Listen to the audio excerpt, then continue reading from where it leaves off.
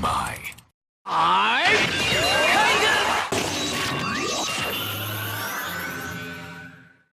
What is up, YouTube? This is Nanashi with yet another giant thank you video for all of my subscribers and followers who finally pushed me to getting 200 subs.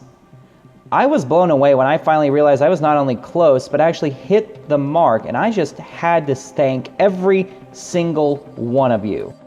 You guys really make me happy to do what I do, and the compliments I have been receiving lately from old and new followers really just warms my heart. It's nice to know I have a place in all of your lives, and you can give me just as many ideas and inspirations as I give you.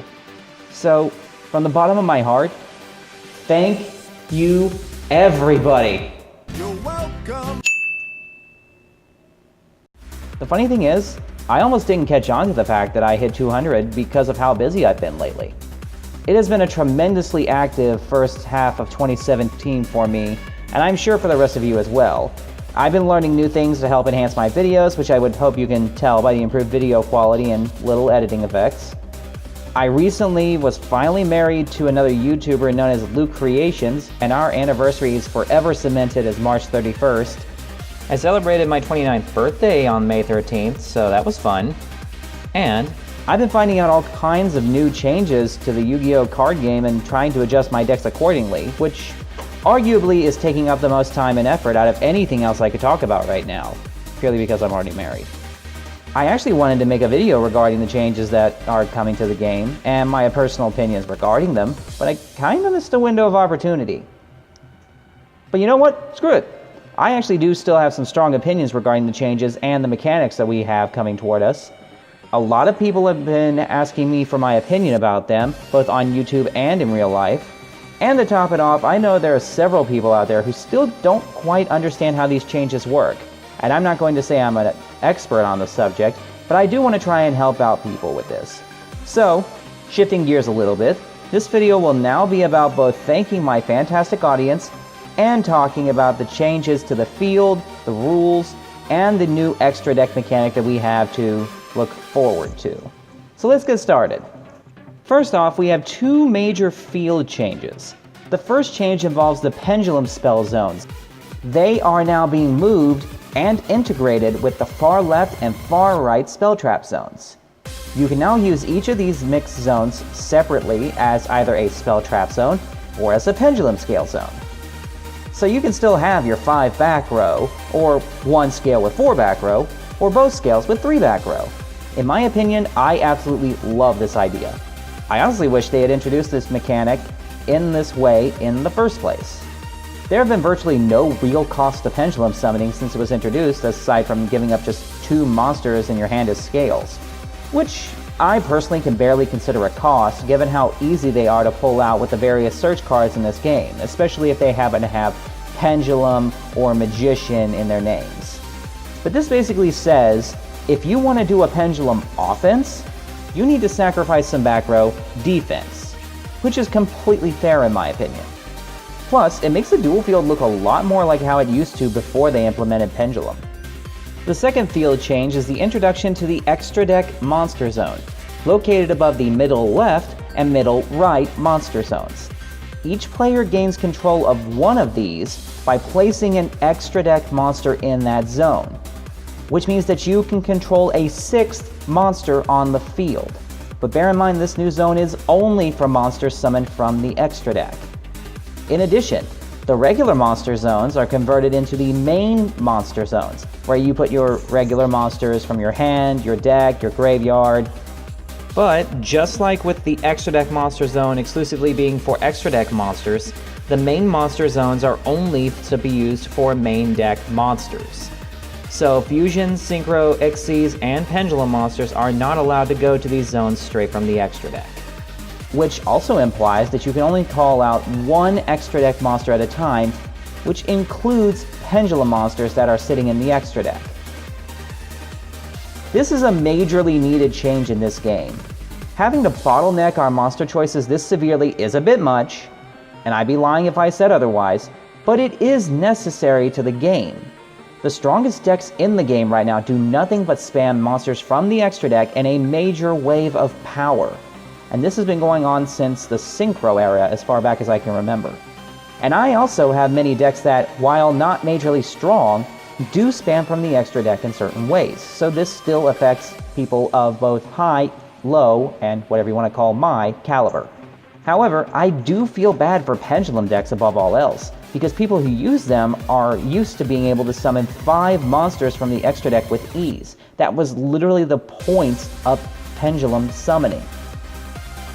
But this is one of the reasons the mechanic is so overpowered, so my sympathy for them goes right out the window!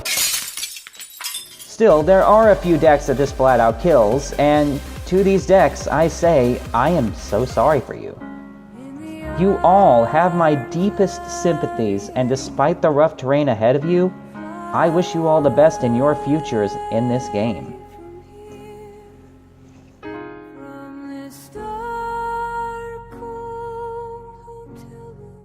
But, while this bottleneck is incredibly severe, there is also a follow-up rule change that might help some of these decks. Any monster that goes to the extra deck zone, then leaves the field by any means and comes back, goes to the main monster zones instead.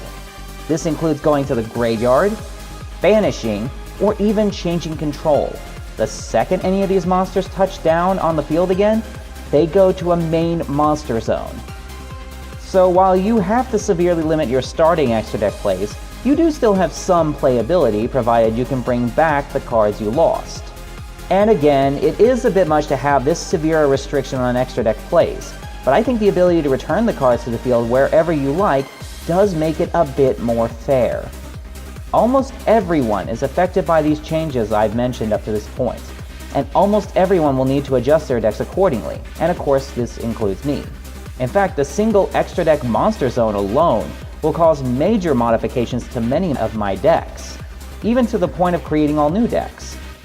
Which means more future deck profiles with all new content, so look forward to that as the need arises and the ideas come to me. But then we get to the most important change to the game, the introduction of Link monsters. These monster cards are a nice deep blue, much like ritual monsters, but they have a hexagonal pattern to their background. These cards are kept in the extra deck alongside the fusions, synchros, xyzs, and the pendulums during gameplay. You summon them by sending monsters you control to the graveyard, much like synchros, except you don't need a tuner. You also don't need appropriate levels unless the Link monster says you do. And speaking of levels, they don't have them, just like xyz monsters. In fact, they don't have any kind of star marker. They have a link number, which tells you the exact amount of monsters needed for its summon cost. A Link 1 monster requires you to send 1 monster from the field to the grave, a Link 2 would require 2, and so on and so forth. Another thing that they are missing is a defense point. They cannot exist in defense mode in any way, shape, or form. And because they are missing these specific stats and abilities, they are immune from effects involving level, rank, and defense. Now that's already a neat list of immunities, and just like their predecessors, they have to be summoned to the extra monster zone. I really don't have too strong an opinion on these cards. They're cool because of their neat immunities, but they just seem like more footloose synchro monsters in my opinion. Or at least I did think that until I learned 2 very interesting details about them. The first detail is that you can offer low-numbered Link monsters for higher-numbered Link monsters and reduce the cost. A prime example of this would actually be the monster Decode Talker, who has a Link requirement of 3 monsters. But the card states 2 or more, not explicitly 3. And pretty much all the other Link monsters with a Link number of 3 or more say something similar. It is a little bit confusing at first, but I learned that it's kind of like those monsters that count as 2 tributes for a tribute summon. You could offer a Link monster of a lower number as part of the cost. Their Link numbers retain the number you gave up to summon it. So for Decode Talker, you can give up a Link 2 monster like Mrs. Radiant as 2 of the 3 monsters for its necessary summon cost. Now this is fantastic in my opinion because it implies you can upgrade these cards for each other. It's also reminiscent of the old Synchro summon using Synchros and Synchro tuners, or even just ranking up xyz monsters. Except, all these summons are inherent that don't have specific requirements of a tuner, and they don't need a spell card to perform these inherent upgrading summons. So that already puts them in a class above both Synchros and Xyz for minor reasons. I could see a lot of people switching to Link only or Link majority extra decks purely for the increased summoning flexibility. And if their effects are trending in the same way that Synchro, Xyz, and the other monsters do, we may see some truly dynamic playstyles. But then we get to the other detail that has everyone freaking out over these cards. Link monsters can turn regular main monster zones into pseudo extra deck monster zones, allowing you to summon more extra deck monsters. They do this with their Link markers, the 8 triangle arrowheads around their card artwork, which points in 8 specific directions: up, down, left, right, and all 4 diagonals. But you need to pay attention to the ones that are lit. These arrows point to other monster zones directly beside itself that allow you to place the extra deck monsters in them. So for example, let's use Code Talker again. His lit markers are bottom left, bottom right, and directly up into the opponent's field. These 3 linked zones are now permitted to have more extra deck monsters in them, and yes, that includes more Link monsters. Which means you can build a chain of linked monsters together to fully unlock your field for extra deck plays, despite requiring significantly more sacrifices. In addition, if the Link monster leaves the field, that mechanic is no longer in play, and those monster zones return to being normal monster zones. If you bring back the Link monster, then those zones are re-enabled for extra deck plays. However, you have to pay attention to the new location that it goes to, as those new zones may not be the same ones you had before. This is the reason that Link monsters are not permitted to go to defense mode. It makes it so that the player cannot manipulate the linked zones to their liking. I was ecstatic about this when I first found out, but then after looking into how they operate, it basically means we're right back to square one. Konami imposed a new restriction for only 1 extra deck monster at a time, and then the new monster mechanic they introduced after it basically shat all over it with these new cards that break that restriction. I mean, big deal. That's literally what the game is. Cards and effects that break the meager basic mechanics of draw, summon, battle, and of the old days. But they really wanted us to appreciate the necessity of these new monsters. Why go through all of this so soon? Why didn't they just give us the bottleneck first, let us get used to the restricted plays, and then introduce Link a few months or maybe a year later? Well, there's a reason their nickname is Co-Money. Still, I'd be lying if I said I hated these new Link monsters completely. Some of them have brought an interesting new perspective to their own archetypes, or even decks with just a similar type and attributes. In fact, just from the structure deck and first set of Code of the Duelist, we already have confirmation of the first several Link monsters, and I really like the diversity of who they are, how they work, and what they can do. In fact, I've already tested out the use of one such monster that I mentioned earlier, Mrs. Radiant, on my Beast-type deck, and it gives it a significant power boost.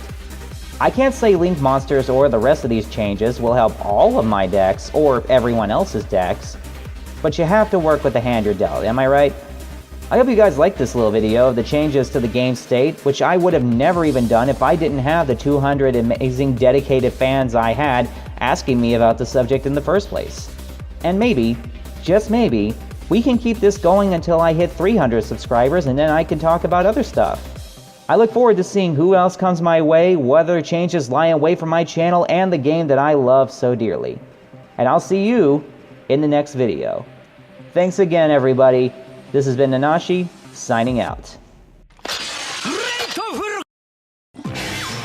What's the next stage?